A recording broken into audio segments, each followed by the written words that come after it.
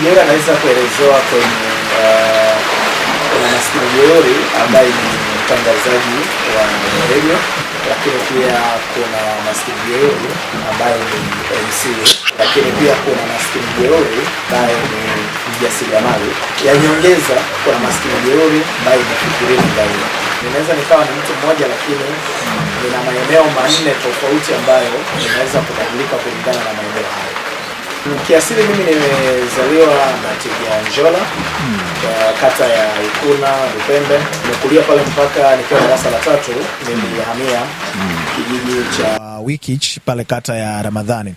Kwa maana ya kwamba upande wa Natiganjola ni upande wa mama yangu, kwa maana kwa wajomba kule. Wikich ndio upande wa wazazi kwa maana ya baba. Eneo la kwanza ambalo alianza kumfahamu Maskini Jeuri ni kupitia radio.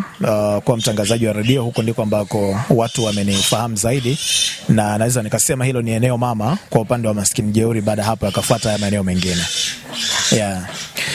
Kitu kikubwa ambacho kilinivutia mimi kuingia kwenye utangazaji, hivi vitu kwanza huwa vinakuja automatic.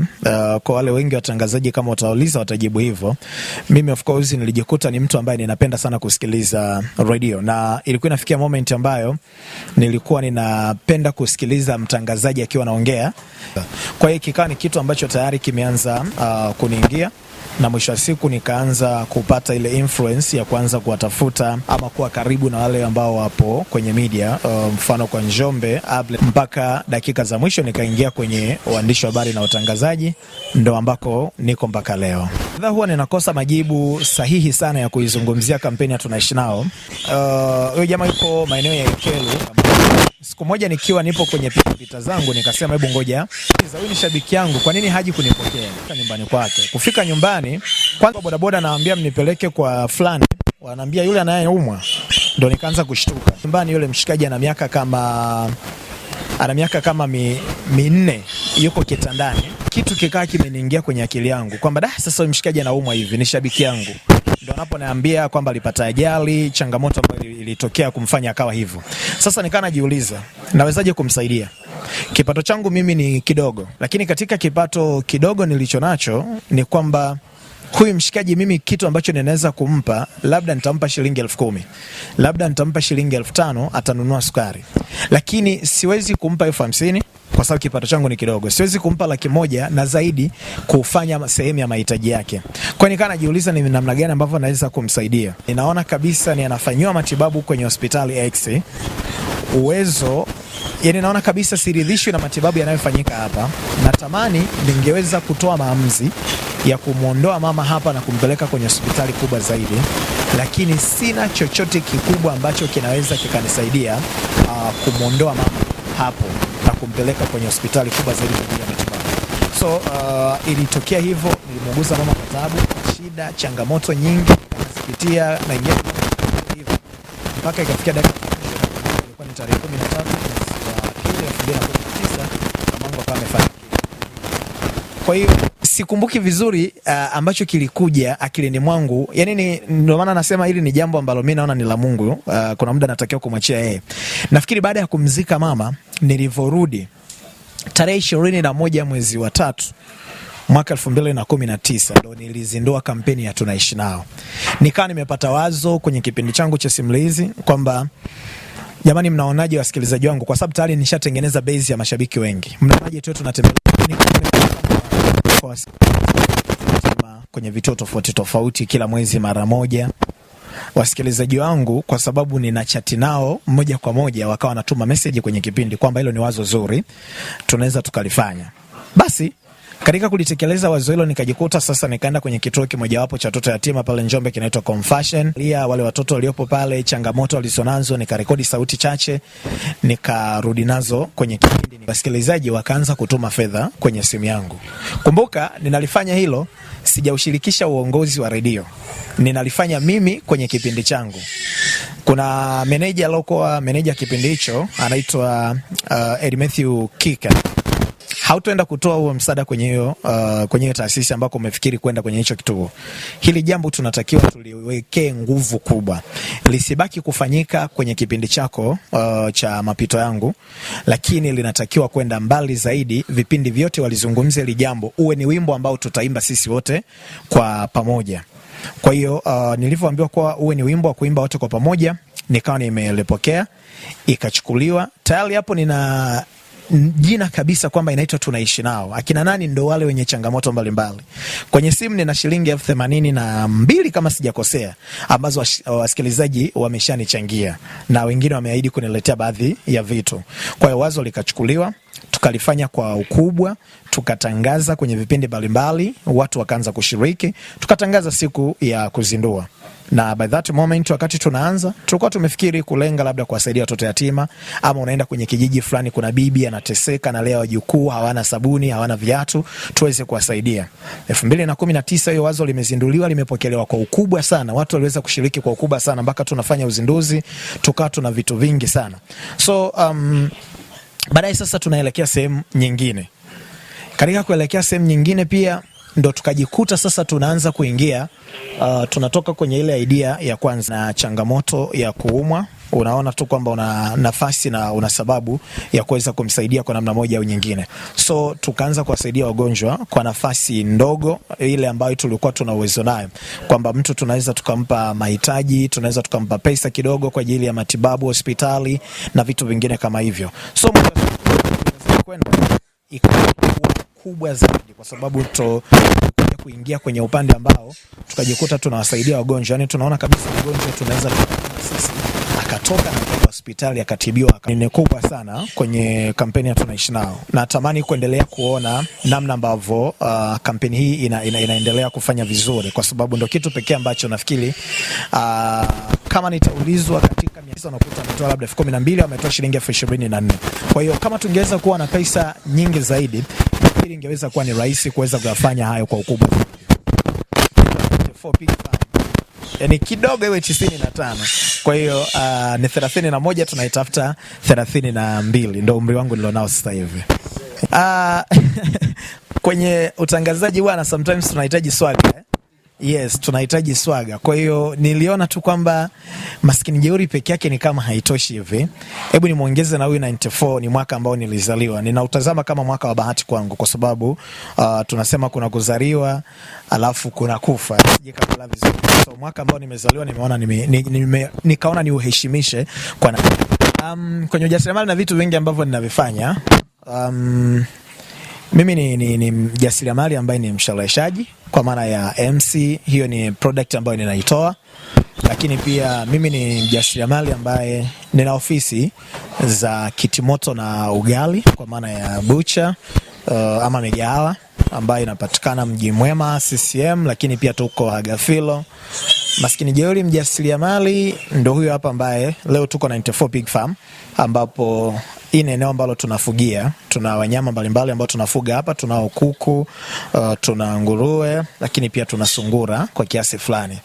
Lakini pia ujasiriamali mwingine, tunalo duka la spare za bajaji na pikipiki linapatikana Agafilo pale Njombe mjini. Kwa hiyo mbali na hivyo, labda tunayo mashamba pia aidha ni ya miti na mingine.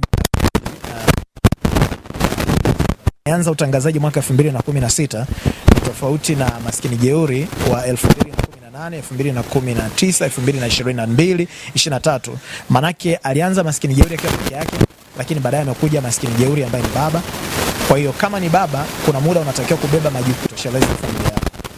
Hautoweza kukidhi kwa pesa ambayo unalipwa mwishoni mwa mwezi kama sehemu ya mshahara. Kwa hiyo lazima uongeze kitu kingine ambacho kitakupa pesa, na ndio maana tukafikiri kuanza kufungua mashamba kama hivi ya ufugaji, lakini pia na hayo maduka ambayo tunayamiliki. Kwa hicho ndicho ambacho kiliweza kutusukuma ukuaji na namna ambavyo nafikiri kwenda mbali zaidi. Sehemu nyingine ni engo ambazo tunakutana na mashabiki zetu. Kuna mashabiki hapigi story na mimi kuhusu kutangaza redioni, kwa sababu yeye hawezi kuwa mtangazaji. Kuna shabiki hapigi story na mimi kwa kuwa MC, kwa sababu hawezi kusherehesha. Otherwise anipigie simu kwa ajili ya mimi kusherehesha shughuli yake. Lakini tukishafikia kwenye eneo la kufuga, ujasiriamali, huyu shabiki mimi na yeye tunakaa tunapiga story. Yani kama washikaji, kama wana tu. Bwana wewe nguruwe wako unalisha kitu gani? Bwana mimi nalisha hiki na hiki. Bwana basi kumbe mimi ninakosea. Basi wewe kumbe unakosea. Kwa hiyo kuna muda tunashauriana. Kwa hiyo tumepata nafasi na sehemu pekee ambazo tunaweza tukapiga story na mashabiki zetu. Mpaka sasa hivi nina takriban nguruwe 25 ambao ninawafuga, ambao niko nao hapa shambani. Yes. Mimi ninafanya ufugaji wa kuku, ninao kuku wa kienyeji. Bwana, ni swali gumu. Kusema serikali hainisaidii inaweza ikawa ni uongo. Tunashukuru serikali kwa namna ambavyo inaonesha nguvu. Kwanza ili kuna muda unatakiwa kuonesha jitihada kwanza. Yaani kuna muda si serikali ije ikupe pesa.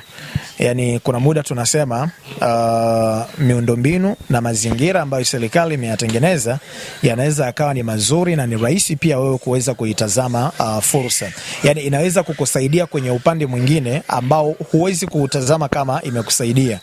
Umeelewa? Tunatoka huko ambako tunatoka mpaka tunafika kwenye maeneo haya, tunapita kwenye barabara ambayo ni nzuri. Lakini serikali imekurahisishia wewe kuifikia ile sehemu ambayo unaweza ukafanya kazi. Pia kwa mfano mimi hapa nilikuwa eneo hili baada ya kuwa nimefika hapa pia kwa sababu eneo hili halina maji. Wameonyesha interest za kuchimba kisima eneo hili. Kwa hiyo sometimes unatakiwa uanze kuinuka na kuondoka.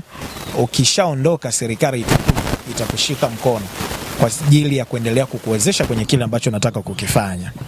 Nikipata hiyo fedha naamini itanisaidia sana. Kwa sababu kama unavyoona bado tunaendelea kutengeneza ndoto yetu ni kubwa sana kwenye eneo.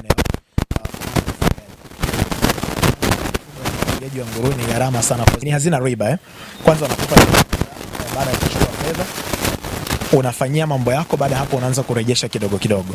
Kwa hiyo kama itatokea nitapata hiyo fedha, mimi kwangu mimi itanisaidia na itaweza kunipigisha hatua kwa sababu tayari ni pesa ambayo haina riba, ninarudisha kile nilichokichukua, lakini pia ninapewa muda mrefu wa kuendelea kurudisha. Kwangu mimi itanisaidia sana kwa sababu ninaweza kukarabati mazingira yangu, ninaweza kuongeza mbegu za kutosha ile nao bado ni ngumu kuzipata zote. Baada hapo tunaweza tukazipata na tukaendelea. Kijana wangu of course bado ni kijana lakini kwenye ule kijana ambao nilikuwa ni katika jokes tu. Hatuhitaji machawa by the way kwa sababu hawatotusaidia chochote. Alafu pia pesa haihitaji mbwembwe pia. Kwa hiyo ilikuwa ni jokes tu kuzungumza na vijana, lakini pia ni jokes ambayo sasa hii picha ambayo nimekuja kuiposti sasa hivi ikionyesha tayari miti mikubwa imeshafikia hatua ya kuvunwa. Ili si leo, nitasogea mbele kidogo. Kwa hiyo nilikuwa najaribu kuiposti ile picha. Sasa hivi kimeshafikia hatua ambayo kinaweza kikanipa pesa. Kwa hiyo nilikuwa ninaonesha matokeo ya kile nilichokuwa ninakifanya. Ile miti nimepanda 2014, 2015. Kiniuliza kuhusu umri nafikiri naweza nikasikumbuki vizuri. Mtoto wangu wa kwanza na miaka 9 au tutoe 9 kwenye miaka yangu. Ili nipate umri wa mtoto wangu wa kwanza. Of course mwanangu wa kwanza nimepata mwaka 2017. Yes. Lakini mtoto wa pili mwaka 2018 na mtoto wa tatu mwaka 2020. Sauti Sol alishaisema na kuomba Nerea usitoe mimba yangu, mlete nitamlea. Mungu anavyomleta mtoto analeta na sahani yake. Kwa hiyo hawa watoto pia wana baraka kama ambavyo nilisema awali kwamba kuna muda tunalazimika kupambana sana kwa sababu kuna watu wanatumia majina yetu. Yaani akija nyumbani anakuja mzazi lakini pia watoto wanapokuja wengine katika familia na katika mafanikio pia katika kuhakikisha wanapambana. Hakuna pesa utalala alafu ukiamka asubuhi utaikuta kwenye begi au utaikuta kwenye chumba. Hiyo kama itatokea pesa ya aina hiyo basi ni pesa ambayo ina majuto, ina changamoto kubwa katikati yake. Lakini mafanikio halali yapo. Vijana wengi hawaamini kama kuna mafanikio halali. Utani mwingi tunaupiga. Ukiona amenunua gari nzuri unamwambia mwanangu mganga wako sio muongo. Sometimes ile neno linazungumzwa kama utani lakini ni reality, ni ukweli. Watu wengi wanaamini mafanikio yanapatikana kwa waganga kienyeji. Watu wengi wanaamini kila aliyefanikiwa labda ameiba, amefanya kitu kingine, vitu ambavyo sio halali ambavyo vimenyooka. Mafanikio halali hapo. Ila tu ni kutengeneza strategy ya kutengeneza focus. Focus leo ili yani hutaki kuailisha kwamba hiki ambacho nilipaswa kukifanya leo nitakifanya kesho, kwa sababu kesho unalo jukumu jingine ambalo unatakiwa kufanya. Usipofanya leo, kesho vitakuwa vitu viwili. Mala vizuri Mfano mzuri kama kijana hajanunua kiwanja akafanikiwa kujenga lakini akafanikiwa kupata familia. Una baba, wewe ndo baba, Kwa hiyo inaweza ikaanza kukuletea changamoto kwenye eneo hilo.